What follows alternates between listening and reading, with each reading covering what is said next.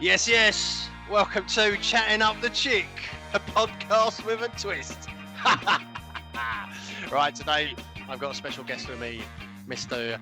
Leighton James. We are going to be discussing one of the most controversial topics that anyone could... Look at me doing my radio voice. I need to calm down a little bit.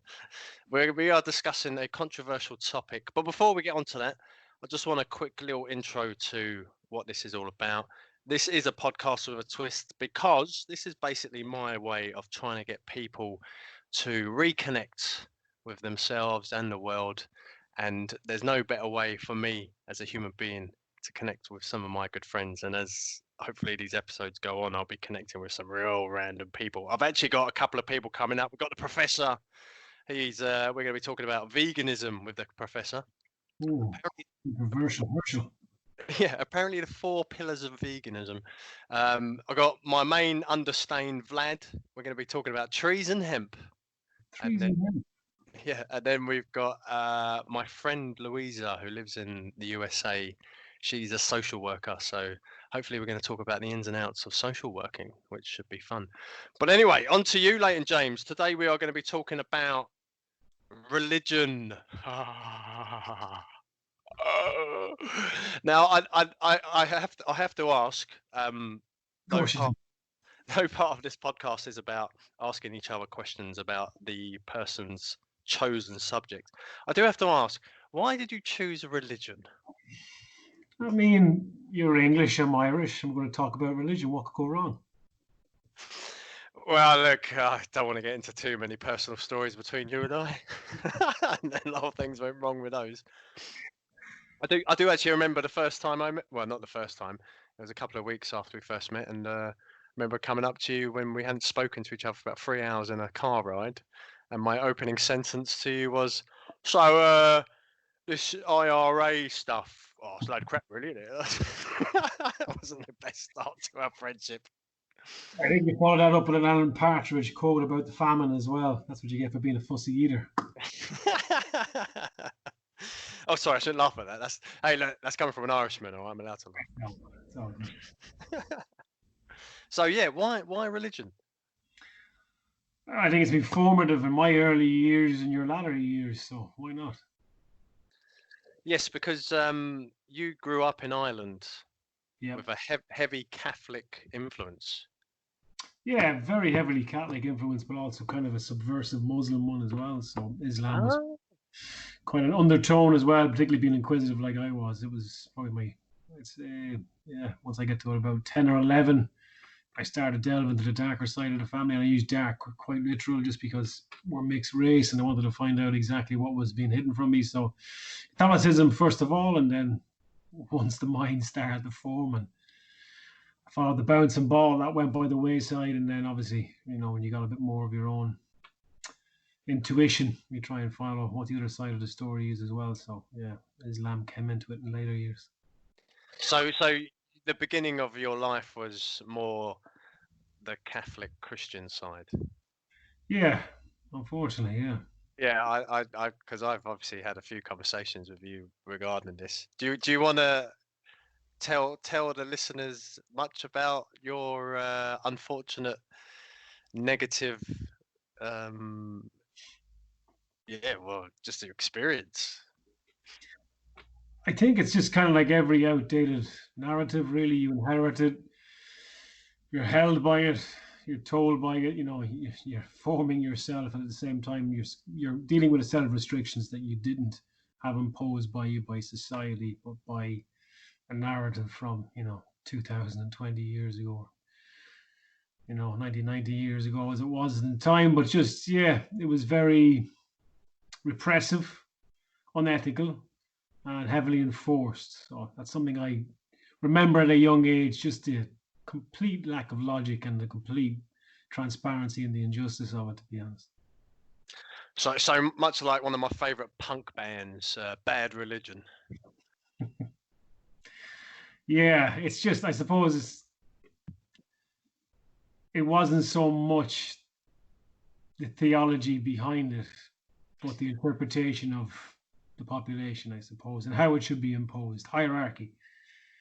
I suppose it's more of a overview of the human endeavour than it is of the religious, persecution. But it wasn't easy growing up as a mixed race kid in Ireland in the 80s and the 90s, particularly in a small agricultural town, where ambition goes to die in Ireland.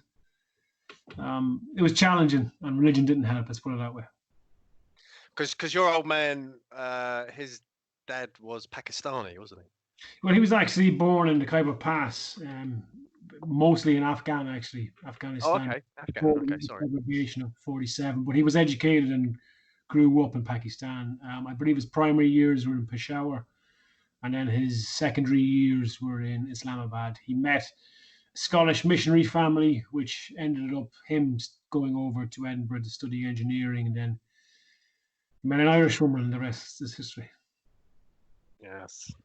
All right, I'm going to get on to some questions for you. My first question for you is, what does the term religion mean to you now?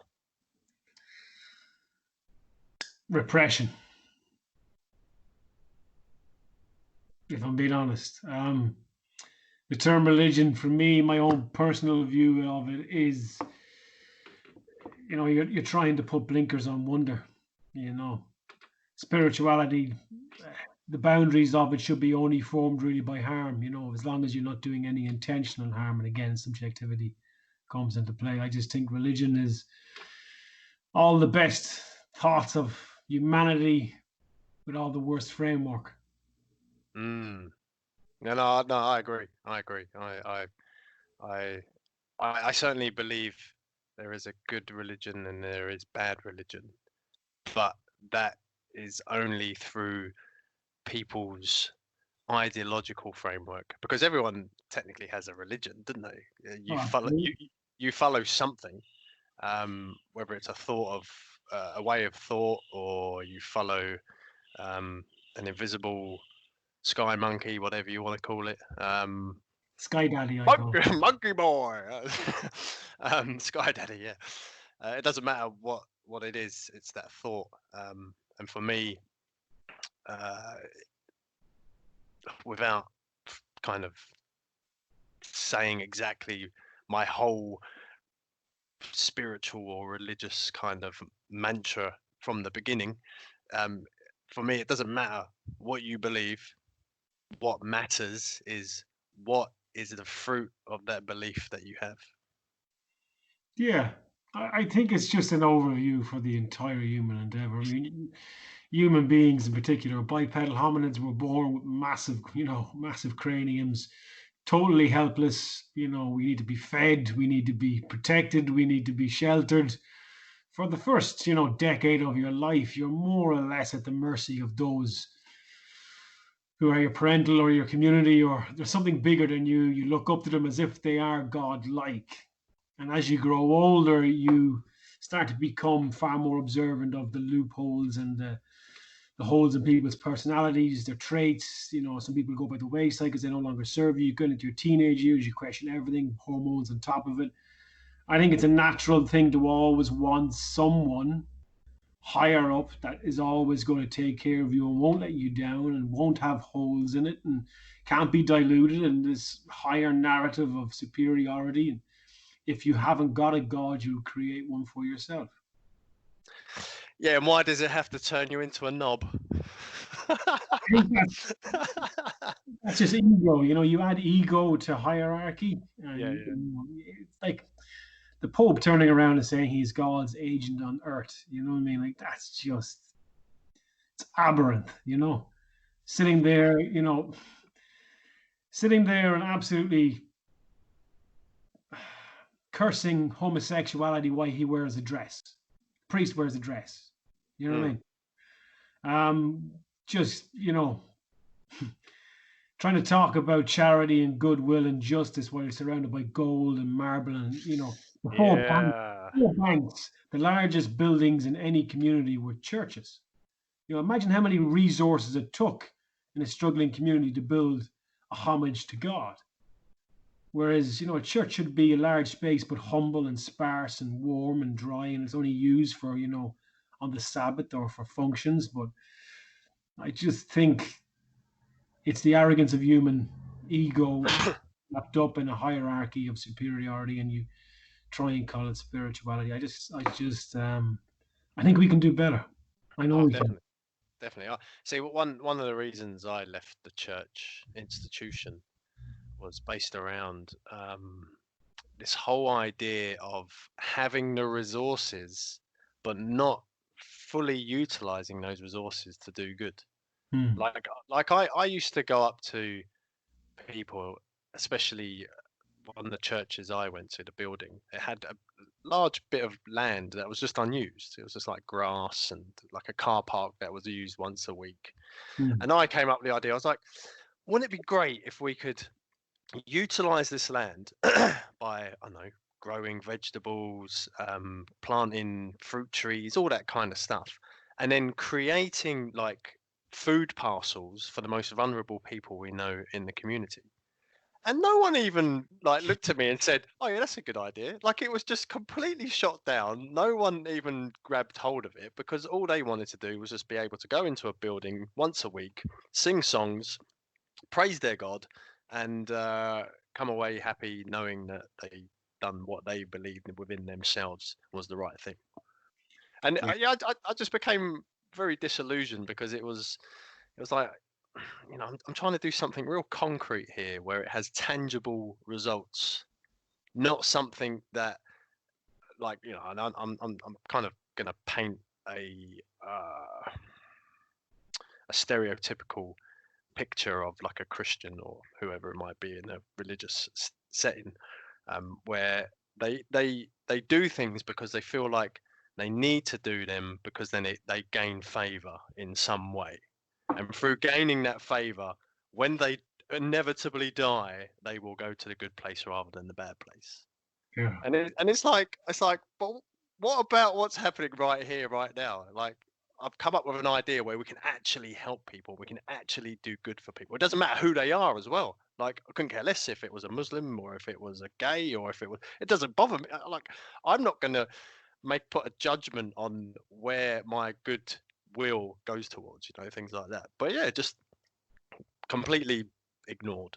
And that was the beginning of the end for me because I just kind of felt like I was butting my head up against a brick wall. But saying that, I know institutions that do stuff like that. Yeah, the Enablers Church is quite good, I hear. But it's very few and far between, which is that's the Yeah. shame thing. Like I said, like obviously the Bible has been diluted and edited, and it becomes a political tool, a moral tool, a spiritual tool, depending on who wields it. But it's just what's good. But the problem I find with churches is they go for self-absolution. I feel good.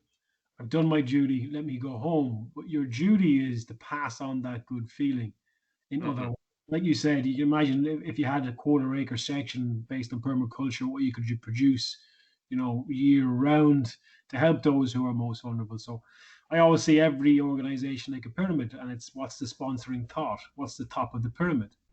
Mm. And, any religion who preaches otherwise apart from love is just self-interest, and we won't go into, televangelists and all the rest, but I think there is a lot of good from religion in terms of community. But we can get that without having the religious doctrine diluted and abused, to be honest. And I Oh think yeah, no, I totally agree. I do believe that there needs to be a certain element of spirituality within that community. absolutely, yeah. I don't think you can have a community that's cohesive without some sort of spirituality. And And, what's wrong with a bit of logic and intelligence based in the systems of today? Why do we have to listen to fairy tales from 2,000 years ago that are being repeated and replete throughout history, just to give you that feel good feeling that there's a structure there by which you can absolve your sins and, like you said, go to the bad place rather than the good, or go to the good place rather than the bad. See, I know, I'm based on the doctrine. I won't be Well, on my own either. can Thank can I you. just say for the sake of the viewers, 10 years ago, this is not the kind of conversation we would be having, and it wouldn't be It this probably would be. serious There'd either. be far more flashing lights and there'd be a far more transparent audience, I'd say. And I'd be wearing less clothes.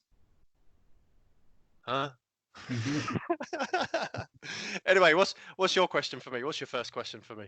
My first question for you was, what was your personal definition of religion, which we've just discussed, I suppose. Oh, well, there you go. Yeah. Yeah, There you go. just straight to the source. Like I said, I like to go to the top of the sponsoring thought. I wanted to know what Chris is, because like I said, religion was formative in my early years, and it's been formative in the latter years for you. We've discussed it many times as well. Walking. For me, the most religious and the most spiritual moments in my life were sitting in the river in my hometown. Away, removed from everybody, because given time, I started to quiet down, and the narrative and the monologue of my mind started to quieten. Religion for me is being surrounded by everything that is spiritual, and I just find the less clutter I have on my mind, the more connected I am with what I call the sponsoring thought. You can call it Atma, you can call it, the universal medium. I don't really care what you call it, but just don't do any harm. That's the one commandment, I suppose, is don't do any intentional harm. And everybody's aware what they're bloody doing. You know what I mean? Everyone says, "Oh, I didn't know you did. You're a fully grown human being. You've been given lots of moral guidance in life. The chances are you know what you do. Just there's no repercussions for your actions anymore. So that excuse, stands people instead." Yeah. My name for the divine these days is the heart at the center of the universe. Yeah. That's the way that's the way I see everything that perpetrates outside of me. Because I only have control of what I do. Everything else is kind of not controlled by a divine presence, but because it's outside of my control, it's easier for me to understand and realize that I don't have that control outside of myself. Does that make sense? Yeah, it's your personal religion and your personal journey. Like the thing I really object to is the superiority of the supposed higher power, and I just think everybody aims at the very, very top and forgets the little steps you can do just to feel better about the world you live in. Like that whole saying that the unattainable perfection is the enemy of all the attainable betters. You know what I mean? Mm. There's so many little things you can do, like you said, utilizing church land. Like it's not so bad. Well, it probably is just as bad nowadays. I'm ignorant of that fact, but the amount of land owned across the world by religions is aberrant. We can find far better uses for it systemically and help out the world in far better ways. Religion Dude, in the same bed. It's just horrible to see. you just like the military budget for America every year is enough. Only a small percentage of that could end world poverty today. It's the same with the church institution. If you got all the money that was within church assets, put it all together, you could end world hunger, world poverty today. You could reframe the infrastructure of the entire world if the Yeah. Catholic Church just liquidated its assets and used that money systemically right now, what it could be used for. But It sobers you, doesn't it? Because you realize how easy something is, but then it becomes monstrously difficult for people to comprehend. and look, it's based on the latest situation we're in at the moment with COVID-19. If that doesn't sober people up in terms of the systems we live by are outdated, aberrant, and very, very scary if we adhere to them for the next decade or so. It's frightening how backwards we are in a mentality, no matter how many times we're reminded, because we're protected from our actions. Your rubbish gets collected. You go to work, you come home, you're nice and warm and cozy and kind, and you forget about those who have less. And I don't mean those who have less in the Western world, but those who have just less in our community. I think if it's a strong community, we'd have far less violence and crime, but we don't. Yeah, I just wrote a piece on universal basic income to try and to eliminate the poverty gap. So to bring society closer in terms of the disparity within wealth redistribution. Yeah, Which there's an overwhelming amount of evidence that shows psychologically and physically that if you feel yourself as low demographic poor, how it affects you mentally is you're prone to do things based on that demographic you're into.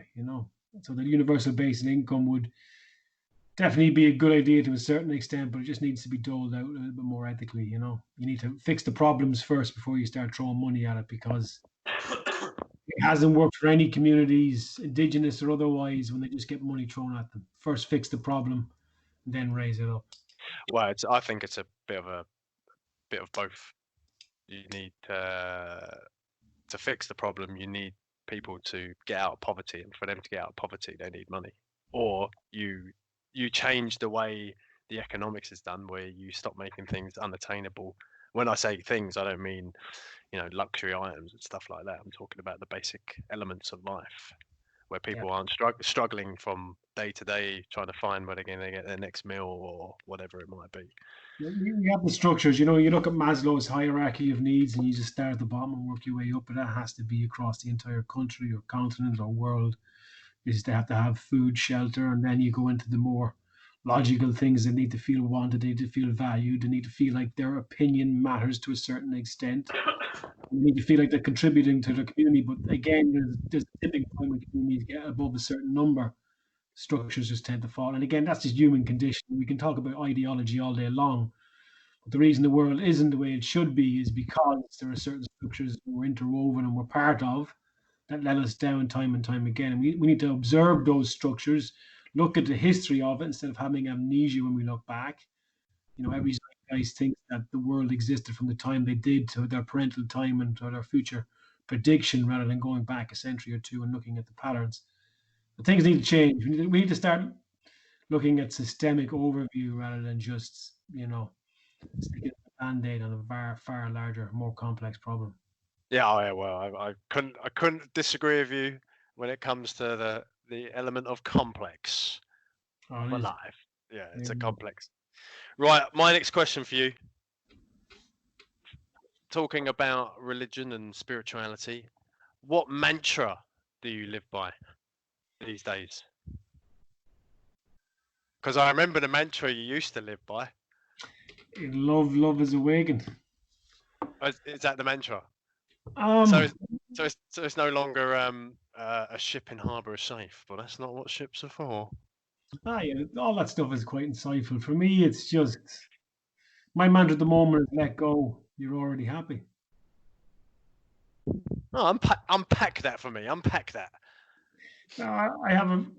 I've always had a very critical mindset, and again, I won't go into the reasons behind that. But when you're let down religiously, culturally, and to a certain extent, politically, where I grew up, you become slightly nihilist and slightly pessimist, and you have to overthink things because when you grow up in a particularly violent or challenging part of the world, I suppose if you don't overthink the situation as you walk into an environment, it could cost you a hiding, it could cost you a beating. So I've always been an overthinker, and I've always been very emotionally resonant in terms of the room. So because of that, I've protected myself an awful lot by just isolating myself an awful lot, having less to do with people because my faith in them is being diminished consistently with time.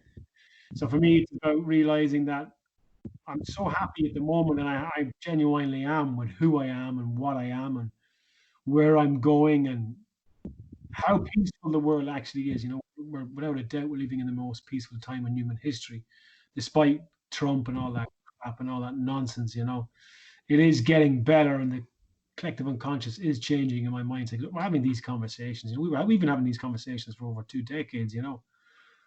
For me, it's just about realizing how fortunate I am.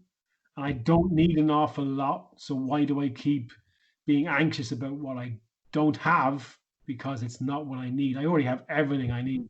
I have too much. I've got an abundance in my life that's overflowing. So I stress an awful lot less. My job is particularly good. I love it. I'm in a beautiful country and a beautiful time of its personal evolution, and I particularly do enjoy the fact that Jacinda Ardern is managing the country at the moment, despite everybody has criticisms and everybody has shortfallings. But I just love the fact that a predominantly conservative Christian country with an older generation at its core is realizing that compassion is strength, and that what you saw as alpha is in fact probably better or kappa or worse. It takes an awful lot of strength and emotion, high emotional compass to stand in front of an entire country and to be vulnerable. I'm not going to talk about it. I'm just going to lead by example. And I'm very glad it's a woman, and I'm very glad it's Jacinda Ardern. I totally agree. The fact that, yeah, she said about compassion being the highest form of leadership, and people are snotting, turning their nose up to her, and I'm thinking, like, what planet do you live on where compassion is not one of your virtues? Like, it just makes me go crazy. I'm like, It's because of how we were raised. We were raised that survival of the fittest, and even Darwin was wrong in that regard. It was survival of those who evolve, and we're evolving. We can't keep listening to, old ideologies or old narratives, and that's why we're talking about religion, in my opinion, is because at its core it's right, but in its structure it's completely wrong. It's outdated. It needs to go by the wayside. You can still use that structure as long as you evolve it and let it do so. Every religion has evolved. mm, Judaism, Christianity and Islam evolved from Judaism, another foundation religion, Zoroastrianism, paganism, call it what you want, but it was all based on environment. That's what it was. So, Jesus, like, if you want to go to the source, go to the environment. It's healthy, we're healthy. It's happy, we're happy. sorry, I thought Jesus appeared behind me when you said Jesus. I thought for a second it was like a Russell Brand of Jesus I was talking to. Jesus. Jesus. Jorge.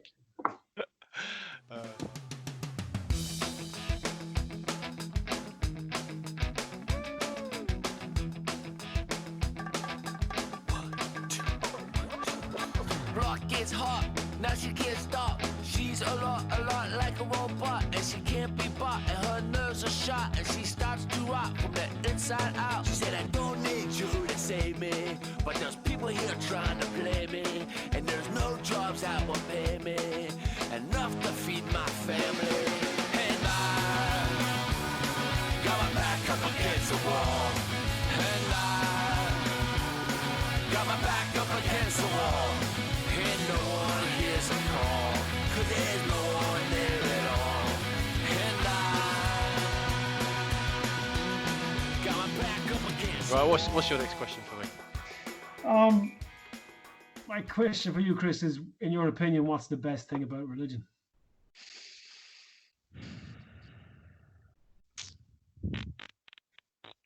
That's a really good question. That's the kind of question where I feel like I have to spend a bit of time to really think about it. Yeah. Well, I'm just gonna go get a cup of tea. um, Okay, sausage sandwich. yeah. I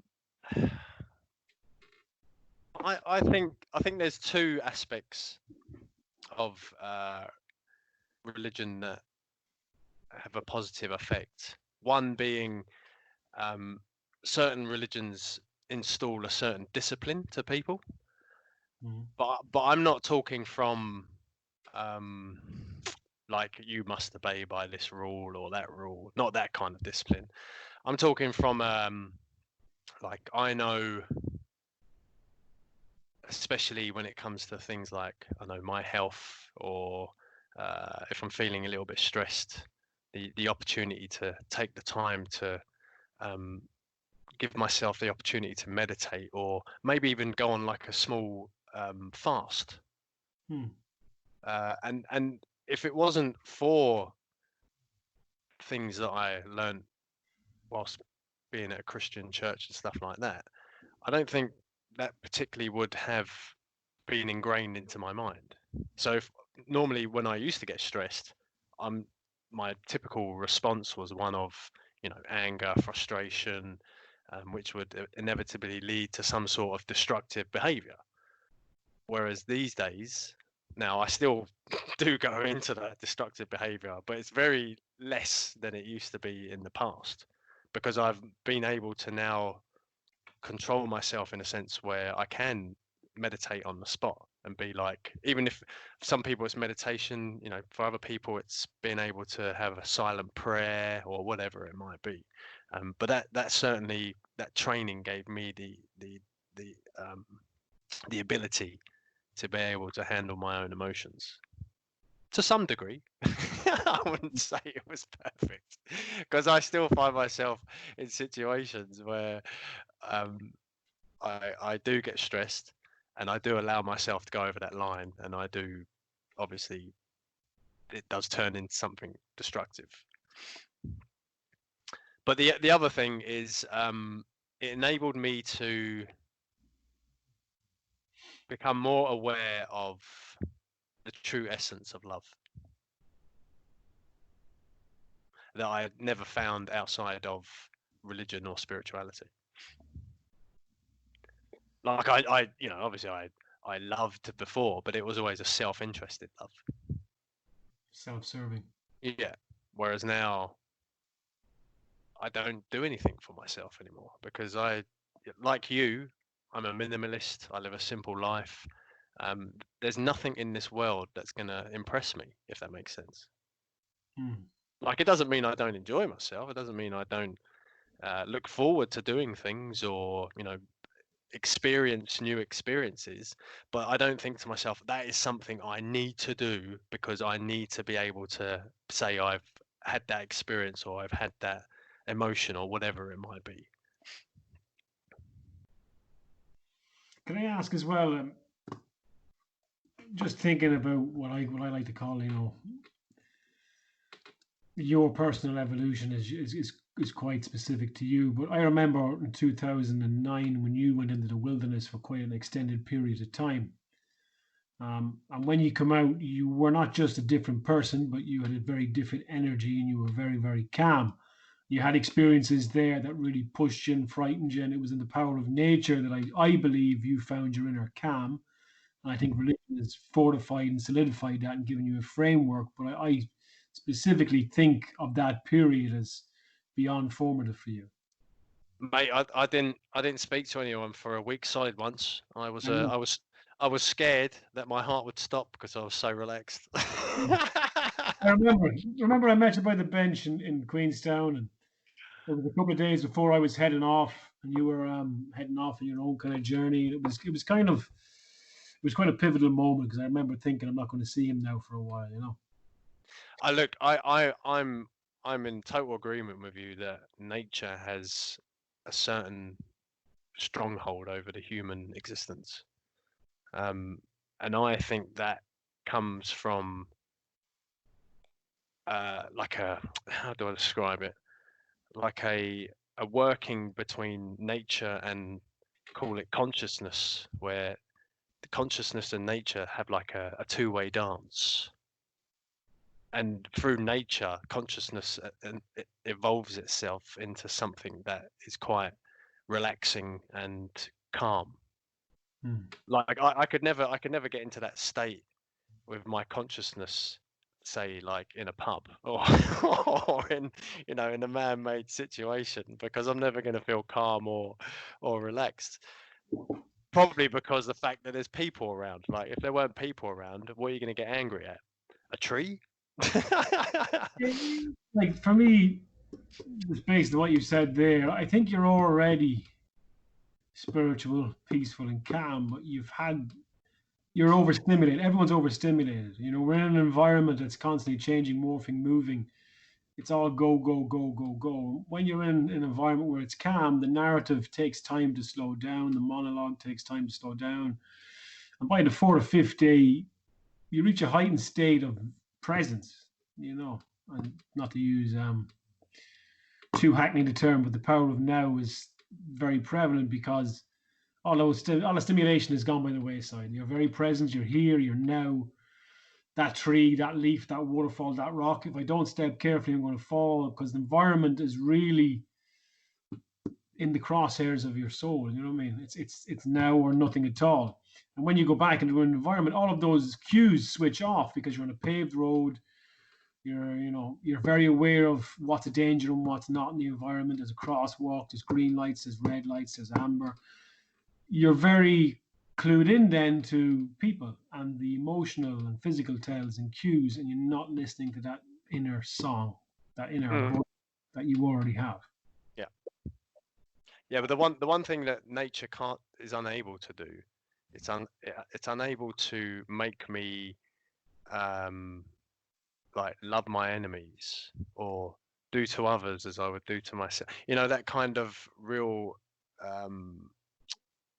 the ethics behind human interaction.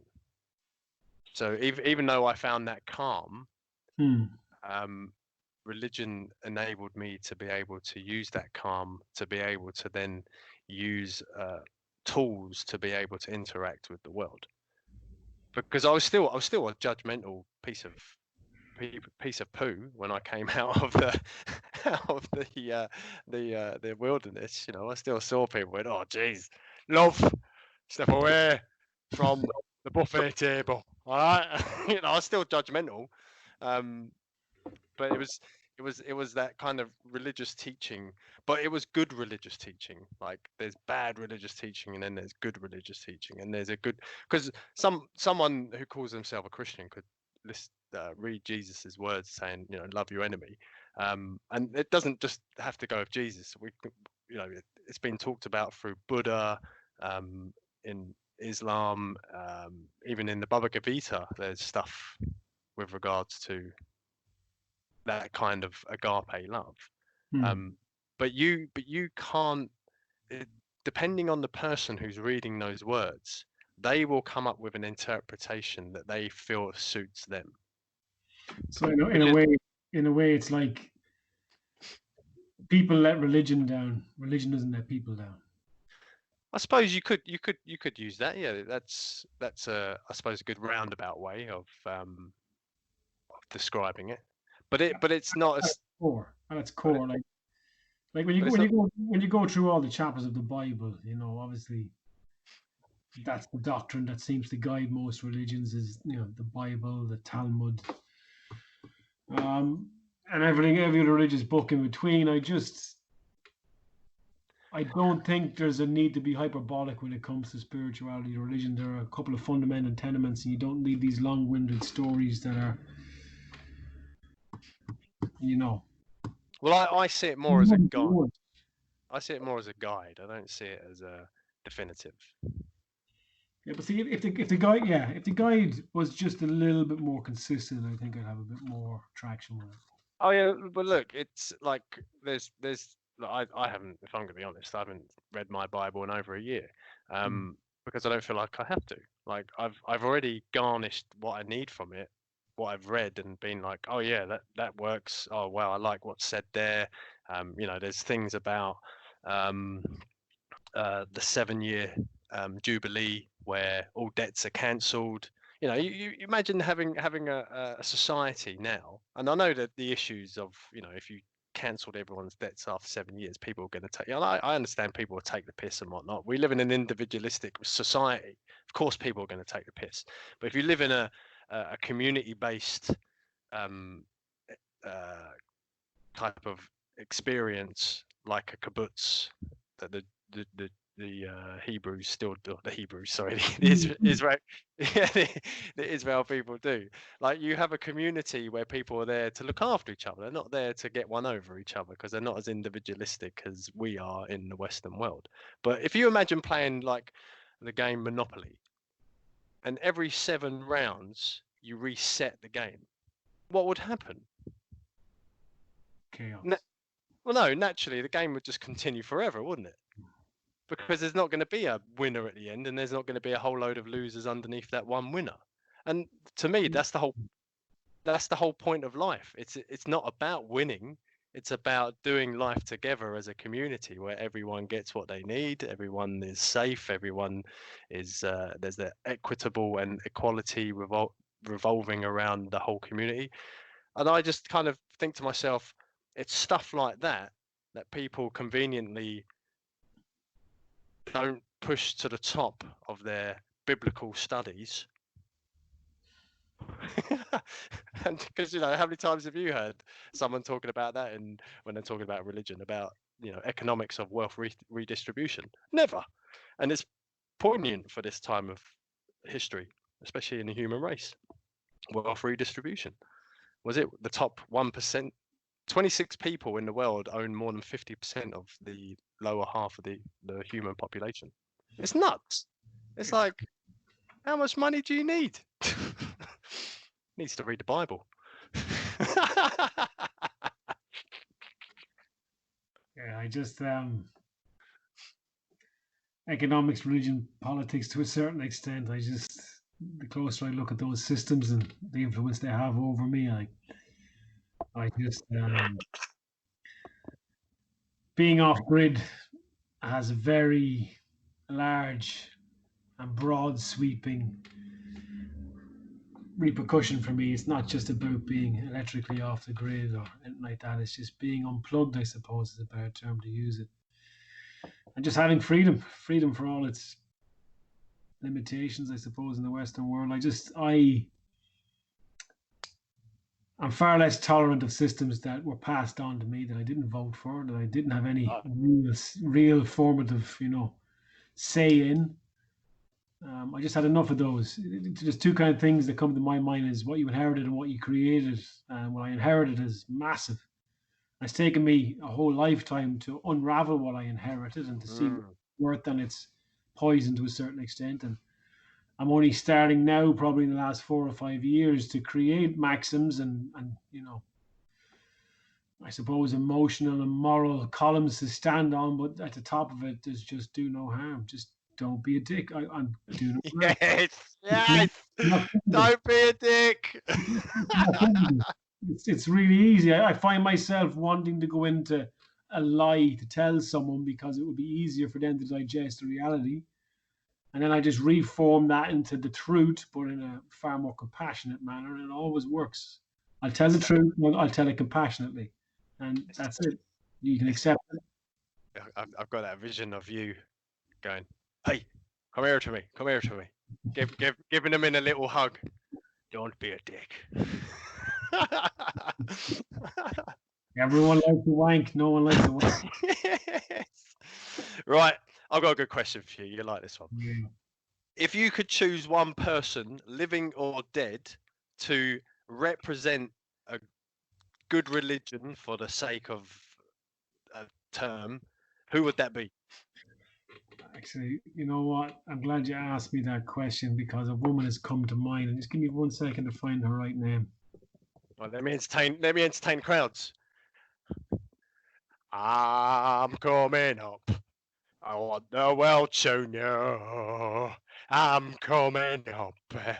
I want the world to know. Never gonna give you up. Never gonna let you down. Never gonna work around and desert you. Vandana Shiva. Vandana Shiva. Who's that? She's an Indian political commentator, activist, environmentalist. She's an absolutely beautiful woman, and then probably Cornell West as well. Oh yes, Cornell West. Yeah, he's a quality man. What a human being. Like, I remember the first time I actually became aware of Cornell West in a narrative where he's speaking to US Army generals and cross-examining them to a certain extent. And just so respectful, such a template. For me, he embodies everything we should be or aim to be, and I'm not under any illusion that he's a perfect human being. Nobody really is. Nobody's a deity or has deified themselves in that regard. But yeah, those two for me, I just, every time they come into my sphere of knowledge, they just add to it. Yeah, interesting. I'm a big fan of Cornell West. So yeah, we have something in common. If only we were black. Yeah. Then we could claim him as our own. He's one of us anyway. He's a human being. He's a bipedal hominid. And he's a good one too. He's a Homo erectus. Is that why they all died out? Hey, I'm not judging. You do what you want. Right. What's your next question for me? Again, it's all about duality. What's the worst part of religion, in your opinion? See, I promised myself that I promised myself I would go down the negative route. We've already poked holes in it as much as we can. Yeah, no, that's true. Given the fact that no fucking Muslims, but what is the worst part of religion in your opinion?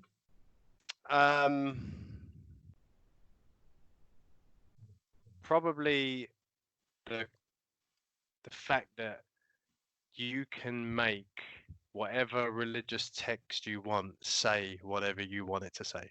That is the worst thing about religion. Fake news.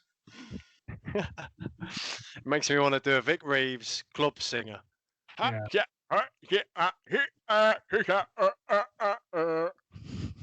remember, and you know this as well. I remember dating an Israeli girl who once told me that Jewish people were God's chosen children. I remember thinking, like, if you know anything about deifying or anthropomorphizing a deity or a higher power, it doesn't pick sides. What's the point in the rest of it? I actually said to her, well, what's the point in dogs and cats and human beings, and what's the point in every other religion that doesn't ascribe to your narrative? Oh, they're just lower than us. They don't matter as much. And I was like, you're very warped sense of spirituality. Yeah, it's like a self-professing prophecy. Self-maximizing prophecies. It's the worst thing when you use love as a club to beat people over the head with. Yeah. It's like saying to someone, violence is bad, but you goat them into being violent towards you. While you're poking them with a knife. Yes. Yeah. Can you hear me? Hear to me. Hear to me now. Wow, that's nuts. That is nuts. Wow, we've been talking for 45 minutes. Jeez, the time's flown. Having a good time. Having a good time. Time number for this bad boy, have you? What was that? You got a time number for this bad boy? Well, I'll try not to make it too long. You know, want to keep people invested. Rabbit. Like, oh, geez, Chaz and Dave are back on. Look. All right. Well, maybe you've already answered this question, but who would you consider your spiritual guru? Shit and bricks. I suppose who was the most formative for me? If I'm being honest, the most formative experience of my life didn't come from any known doctrine or religion. It came from a human being, and that was Carol Lee Grant. Yes, I remember Carol Lee, KL. KL, yeah. Definitely the most formative and beautiful experience of my life, 100%. Do you want to unpack it for us, or is that something you want to keep in a recess? Everybody gets an opportunity in life to see the all-seeing eye, the mirror, and she was a big mirror for me. She reflected back a lot of things that I realized were neglected for far too long. Relationships, in my opinion, exist to teach you things you can't learn by yourself. They don't always last forever. That's why I don't believe in the sanctity of marriage. You know, regardless of where my evolution goes, I have to be tied to you for the rest of my life. That would only not only hurt me, but it would hurt your own personal evolution, being my spouse or partner. So yeah, at the time, you know yourself, it was at your wedding. Oh, jeez, yeah. A couple of days after myself and Carolia parted ways, just for those who were listening. A couple of days after Carolia and me parted ways, my father and my brother, who was 15 at the time, that's my brother, not my father. Ding, ding, ding, pretty much. We're going real south. We're real south. We're over here for a couple of weeks as well, and there was a bit of parental and familial debacle, so it was heartbreak, soul breaking, being with my father, who's a very big trigger for me and my family. And then, on the way to Chris's wedding, I almost died in a car crash. So it was the wake-up call to end all way. I tell that story to people that within a week, I was heartbroken, spiritually broken, and then physically broken. I needed to take 2 months in an ashram to get myself fully back on my feet. But it started me on the path that I'm very glad, and I wouldn't change a fucking thing. Yeah, geez, I feel like I have to tell this story because it was just intense. So I was getting married at my friend's garden, and Leighton and I had just gone off to where the wife and I would spend the night. So he was following me in a van, and we was going down one of the one-lane state highways here in New Zealand. And we're turning right, and it's 100 kilometers an hour. I turn right, and as I'm going down the road, I'm looking in my rear view mirror, checking on, making sure Leighton comes as well. And all of a sudden, I just see this smash. This van hits him. He goes flying across the other side of the road. I'm driving like I was like in a point of I felt like I was at a paradox because like my foot was slowly going on the brake. The car was slowing down anyway because I wasn't on the accelerator, and I just remember saying to myself, "What the fuck?" Like it just, I couldn't believe what I just saw in my rear view mirror. So I get out of the vehicle. I don't even drive back. I'm 200 meters away. I start running from my car when I could have. My first memory was the sound of your shoes across the fucking this stony road. Yeah, I could have reversed or turned the car around. I would have got there a lot quicker. But no, I decided to jump out of the car, sprint to you. I get there. Leighton's kind of dazed in the driver's vehicle. You got blood on the side of your head. And wasn't there like a metal pole that missed your head by mere inches? No, it hit my head, but I just saw the impact before it took place, and I kind of ducked. So when I ducked, I tensed up. I suppose ducking is a reflex of tensing up. The pole hit the back of my head and sliced it all open, and then exited through the windscreen. Oh yes, that's right. And yeah, so you went into the ambulance, and I was on the phone to my would-be wife saying, Alison. She's like, "Oh, everything all right?" I'm like, "We may have to cancel the funeral." I was about to say, cancel the wedding. Oh, well, what's happened? Leighton almost died in a car accident. It's like, what? No. So yeah, that went mental. Then we had a little moment in the ambulance where we went from laughter to tears, back to laughter, a few more tears. And then they were like, "Oh, you need to go to the hospital, get some stitches." She's like, no, I'm going to the wedding. So later turns up to my wedding venue with dry blood all over his face. People coming up to him, "What's happened?" You're like, "Yeah, I'm all right. Don't worry. I'll tell you later." You know? Oh, geez, that was nuts. That was an emotional time. That was the hardest lunge of my life. That one at the pictures. I was like, oh. It was still dry knee though. It was still dry knee. Professional as ever. Funny. Hey, look, dude. This has been a wonderful time to chat and talk about all things. Well, not all things religious. We barely skirted the surface. But I think it would be good to do a part 2 to this, but get more into the spiritual side. Absolutely. What we believe, what makes us tick. You know, what does the term God mean to us? You know, all these kind of things where I'd be certainly interested to hear from you, because you know, everyone, even people who call themselves religious, you ask them, well, okay, who is this God that you praise and worship, whatever? Who is it? They have totally different answers if you go to different people. It's like love. Everybody has a different version of it, but they just have to realize that it's the top of it. Just aim for the top of the pyramid and don't worry about what's all that crap at the base that you inherited, you know.